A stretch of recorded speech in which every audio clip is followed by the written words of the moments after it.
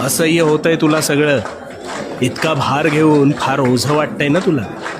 तुझं हे सगळं ओझं आज रिकामं होणार आहे बघ. आता मी सांगतोय ना ते कान उघडे ठेवून लक्षपूर्वक आणि शांतपणे ऐक. आता समज रस्त्यातून तू एक वजनदार गोष्ट तुझ्या उजव्या हातात धरून चालतोस. सुरुवातीला चालताना तुला तितकासा भार जाणवत नाहीये, पण जसं जसं तू पुढे सरसावतोस तसा तुझ्या हातावर अधिक ताण येतो. आणि मग अशा वेळेस तू काय करतोस तर ती गोष्ट तात्पुरती का होईना खाली ठेवतोस अथवा दुसऱ्या हातात घेतोस. का?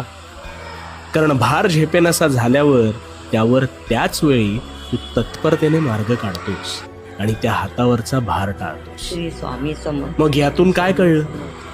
ज्यावेळी भार होतो असं वाटतं त्यावेळी त्याच वेळेस